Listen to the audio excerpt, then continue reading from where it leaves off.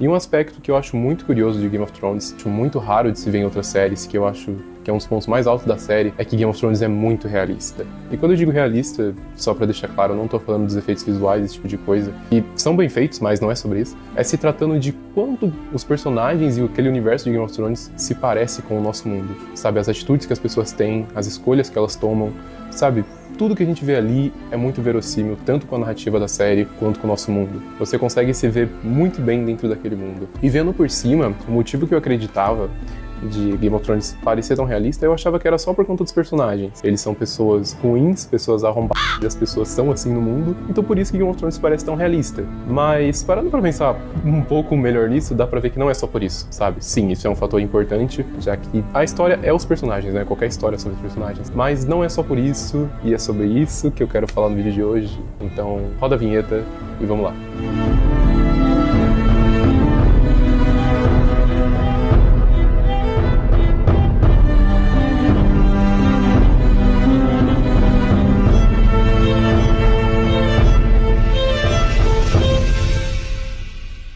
Uma coisa que eu acho muito interessante sempre que eu tô lendo uma história, um livro ou consumindo alguma obra é pensar como que o autor escreveu tudo aquilo. Por exemplo, quando a gente olha pra Attack on Titan e vê o primeiro episódio, o nome do primeiro episódio é algo como "Pra você tantos anos no futuro". Já é um indicativo de que quando o autor ele escreveu a história, ele não escreveu necessariamente da forma que a gente tá assistindo, de maneira linear, e que muito provavelmente eu tenho pra mim que ele começou a história de trás pra frente, sabe? Pensando primeiro na Ymir, no que eram os Titãs, e daí foi desenvolvendo até chegar no ponto do Eren, que é meio que como se a gente fosse ver a história no todo, né, colocando uma linha do tempo, é como se fosse só o final da história. Então, eu acho muito interessante pensar nisso e ver que por conta disso, Attack on Titan tem tantos plot twists que funcionam tão bem. E é nisso que Attack on Titan, usando ele de exemplo, se sustenta.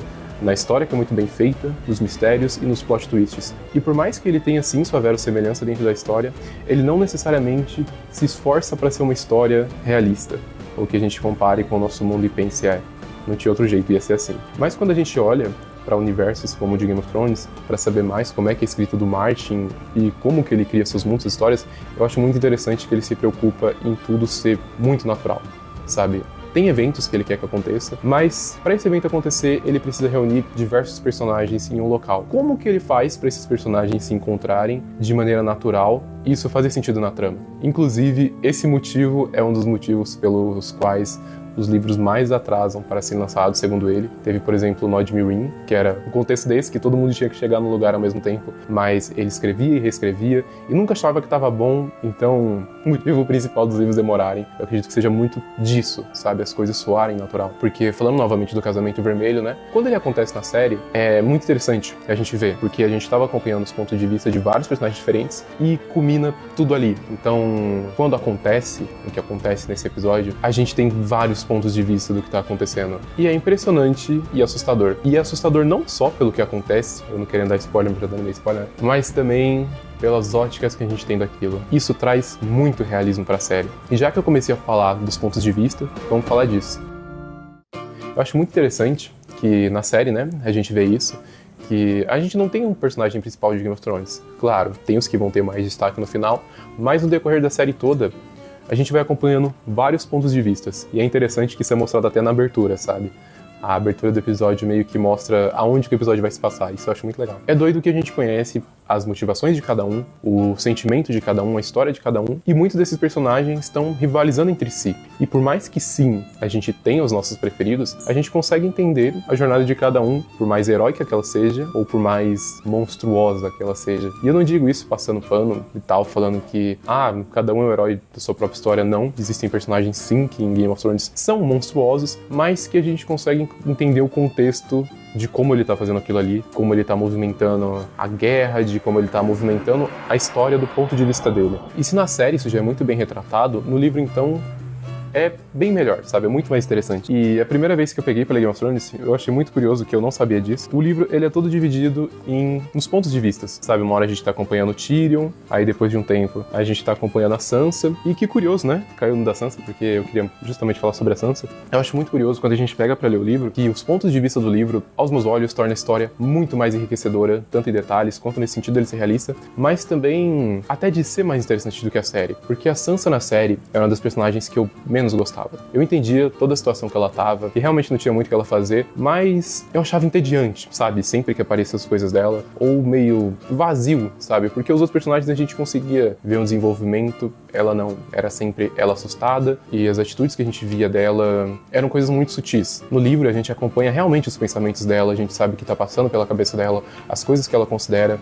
Então, pra mim, ler o livro, no caso que eu já li o primeiro e o segundo, e retornar e assistir a série e ver de novo a perspectiva da Sansa do que tá acontecendo, agora tendo mais em mente o que ela tava pensando, como retratar nos livros, é muito louco. Novamente, fica mais assustador e fica mais realista. Então esse lance do ponto de vista também é algo que deixa a história muito única, sabe? Que é uma coisa que a gente vê sim em outras histórias, mas não vê com tanta naturalidade quanto a gente vê em Game of Thrones.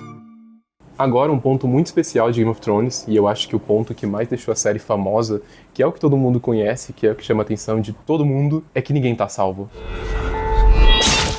E isso é muito louco, porque traz um medo enorme em relação a todos os personagens, e isso se concretiza mesmo quando a gente vê a morte do Ned Stark na primeira temporada. Porque a primeira temporada a gente passa ela inteira acompanhando ele, a gente entende que ele vai ser o herói da história, assim como a gente também imagina que, por exemplo, o Khal Drogo vai ser um personagem muito importante, que talvez tenha até um embate futuramente entre o Ned Stark e o Khal Drogo, coisa do tipo, e os dois morrem, sabe? E isso é muito louco porque, assim, pega a história e vira 360, sabe? Vira ela... Não, 180, né?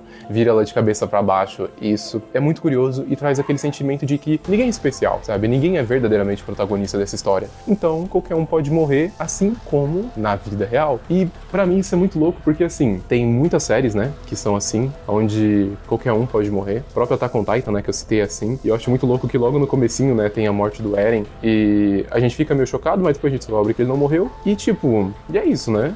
Morre bastante personagem, mas tem alguns que são protegidos pelo roteiro. Acho que Attack on Titan é um exemplo muito bom disso. Vamos falar de The Walking Dead. The Walking Dead, sim, é uma história que um monte de gente vai morrer, sabe? É até curioso você pegar e ver, comparar as últimas temporadas com a primeira e você ver que, tipo assim, os personagens que tinha na primeira temporada vão ter quantos lá na última? 2, tá ligado? E, assim, mano, você fica com medo constante de quase todo mundo morrer, menos o Rick, porque o Rick é quem guia a trama, então... meio que se ele morrer a série acaba, então ele é o único personagem que a gente fica tranquilo, sabe? A gente, sim, sofre com ele, teme por ele algumas coisas, mas é muito mais sobre ele perder as pessoas que ele ama, ele se machucar, do que efetivamente ele morrer. Nossa, agora começou o barulho de tudo, é carro, é portão, é serra...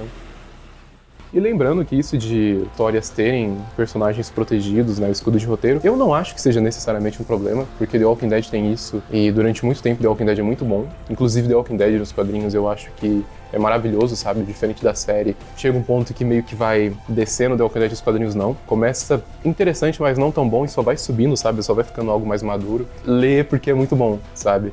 Inclusive, eu acho muito curioso pensando agora que The Walking Dead das HQs e também os jogos se aproxima muito de Game of Thrones nesse sentido de ser muito realista com o nosso mundo. Enfim, voltando pra Game of Thrones, essa coisa da morte poder chegar a qualquer um é uma coisa que torna, novamente, tudo muito natural e muito realista. E você se apega a um personagem, mas você se apega já com medo. E você fica com muito receio do que pode acontecer com ele. E eu nunca vou esquecer quando o Jon morreu e eu fiquei, nossa, agora acabou, tá ligado?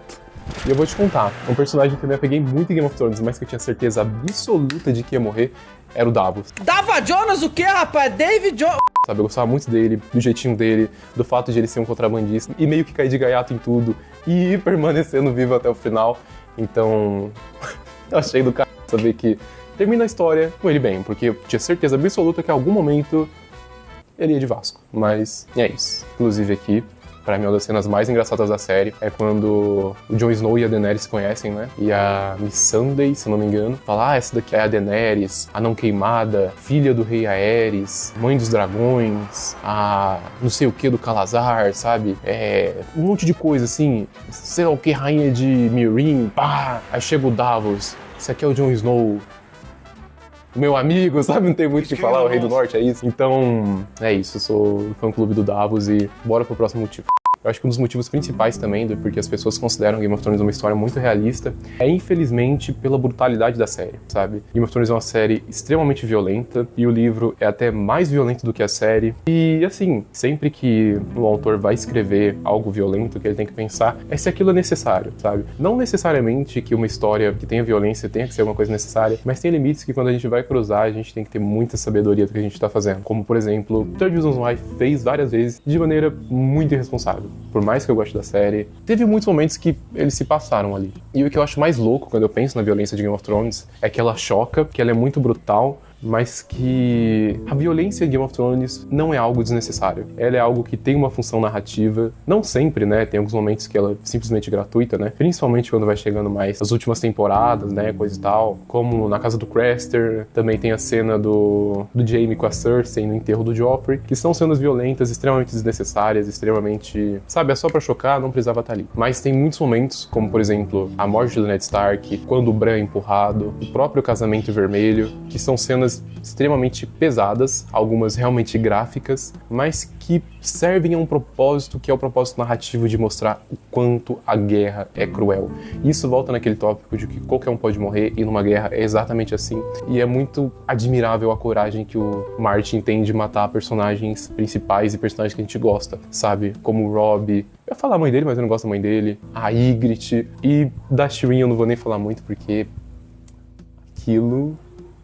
Nossa. Quando a gente pega pra ler os livros, eu acho mais chocante, porque nos livros é pior. Eu tava recentemente vendo um vídeo do Cala a Boca de Thiago, dele falando de uma personagem. Nossa, eu tava com o nome dela na cabeça, agora esqueci. Mas é uma moça Martell, que é a esposa do príncipe Rhaegar, né? E ela tem uma morte extremamente cruel. Talvez a morte mais cruel da série, na real, dos livros, né? Das crônicas. Inclusive, se eu não me engano, esse é o título do vídeo do Thiago, né? O personagem que mais sofreu em Game of Thrones. E é louco pensar que, assim, a morte dela é extremamente gratuita. Não gratuita no sentido de ser desnecessário pros livros, mas no sentido de que é uma personagem que ela não fez nada a ninguém, sabe? Tipo, vamos supor, a morte do Ned Stark é justificável? Não, mas você consegue compreender ele morrendo. Ele era uma peça fundamental da guerra, ele tinha atitudes, ele era um personagem ativo. Ela só era a esposa do príncipe, sabe? Tipo assim, ela não era nada, ela não era um risco a ninguém, a não ser o que os filhos dela podiam talvez representar no futuro, sabe? E só por conta disso, quando o Tywin toma Porto Real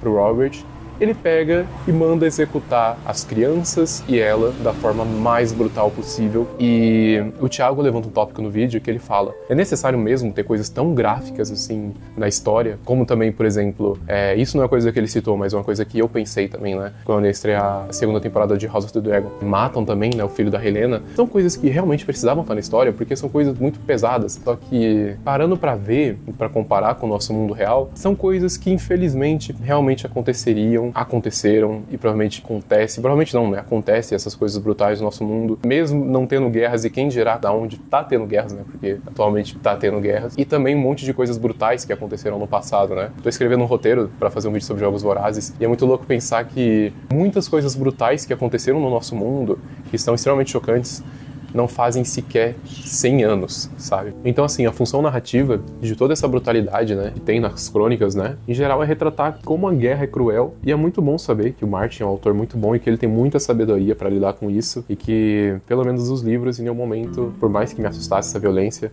em nenhum momento eu achei ela injustificada. Faz total sentido ela estar ali.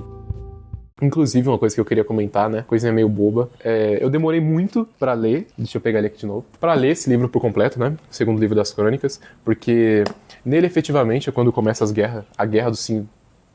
É efetivamente quando começa a Guerra dos Cinco Reis, e os capítulos da Arya, sempre que eu chegava no capítulo da Arya, eu lia e eu ficava tipo 2 semanas sem ler o livro, às vezes meses, porque é muito assustador você assistir a guerra da ótica de uma criança de 10 anos, sabe? É um negócio que, tipo assim, você lê e fica na sua cabeça, porque você fica aterrorizado com as coisas que você lê, com a forma que ele escreve. Porque não parece que eu tô lendo uma história sobre uma criança no mundo fictício, medieval, que tava numa guerra. Não, parece que eu tô lendo realmente o relato de como foi uma criança, uma menininha, tendo que fingir que é um menino, no meio de uma guerra medieval, onde estão fazendo as maiores atrocidades do mundo, sabe? Inclusive, o trecho do livro que fez eu ficar, tipo, uns 6 meses sem tocar nesse livro, foi um trecho onde a Arya escuta um relato meio de um grupo de soldados, sabe? Do que eles fizeram com algumas pessoas numa taverna. E, mano, na real, específico com uma menina em uma taverna. Aquilo lá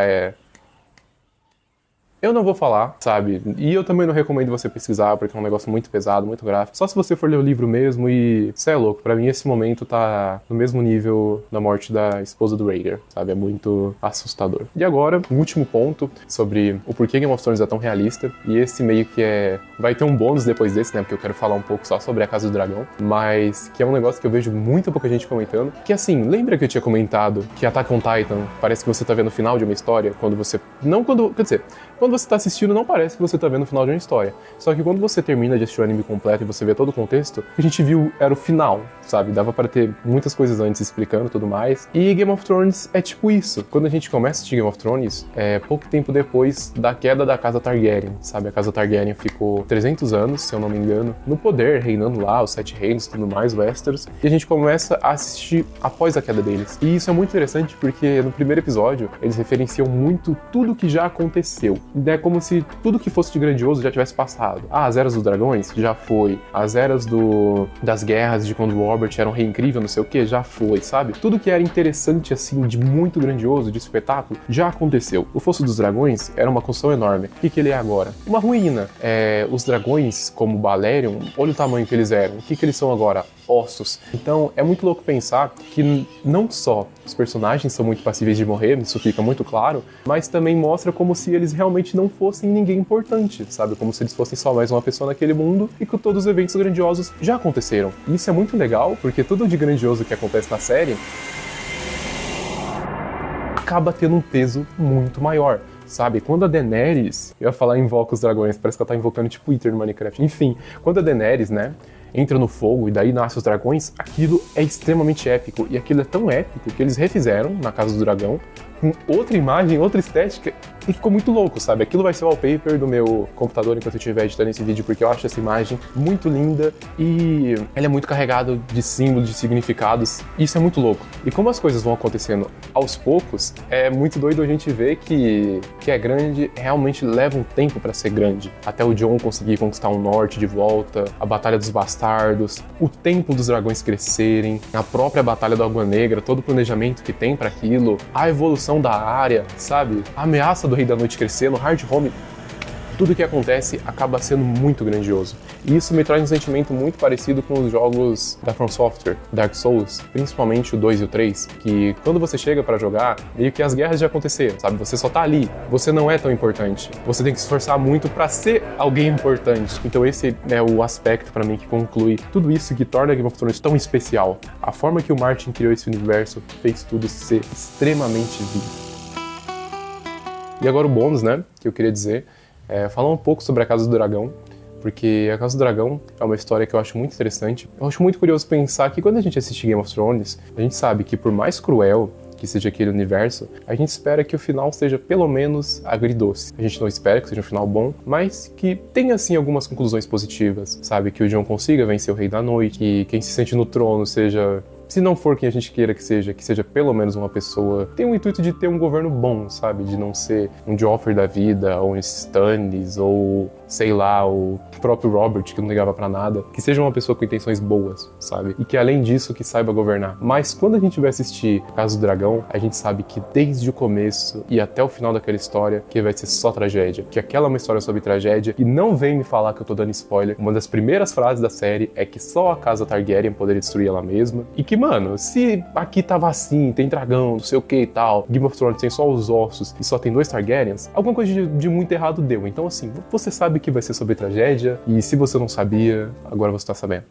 Então, assim, é muito louco a gente se apegar pelos personagens, muitas vezes até pelos vilões, assim, sabe? E ver que, diferente de Game of Thrones, que sim, tem os seus heróis, aqui não, aqui é todo mundo, tipo, meio bonzinho quando quer ser, e muito arrombado também quando quer ser. E eu digo principalmente quer e não necessariamente precisa, porque diferente do que acontece em Game of Thrones, aqui é uma guerra totalmente desnecessária. Não que alguma guerra tenha necessidade de acontecer, mas essa daqui é a coisa mais idiota possível. E a gente sabe que é idiota, e a gente assiste porque é idiota. E não tô falando que idiota que é mal feito, não. As justificativas fazem sentido dentro do contexto da série, e também é totalmente verossimilhante, a gente consegue entender. Mas, mano, é simplesmente ganância, sabe? Não tem nada além disso, sabe? Então é muito triste a gente ver as pessoas sofrendo com isso, sabe? A gente vê os dragões sofrendo com isso, A gente vê, por exemplo, o Criston Cole entendendo que é indiferente o número de soldado, porque eles só estão ali pra morrer, tá ligado? E é muito louco. A gente vê que cada vez as pessoas vão tendo atitudes mais deploráveis,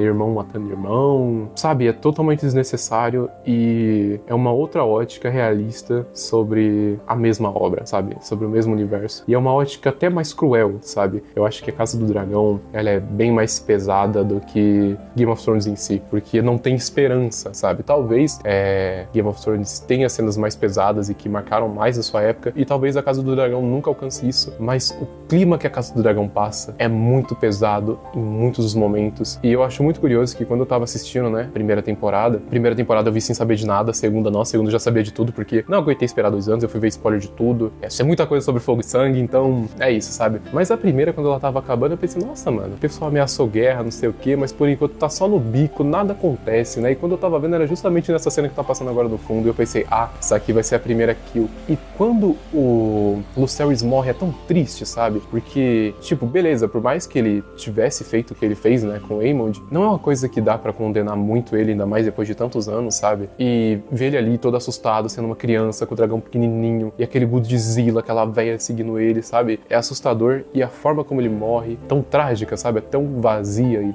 nossa, pensar que a mãe dele não vai ter nada dele pra enterrar, sabe? No máximo uma roupa e uma asa, que foi o que ela encontrou. E é muito triste a reação de todo mundo a isso. E, mano, a Casa do Dragão daqui pro final vai ser isso. Um eterno luto, dor e sofrimento. Então, é até assustador saber o quão isso tudo é realista.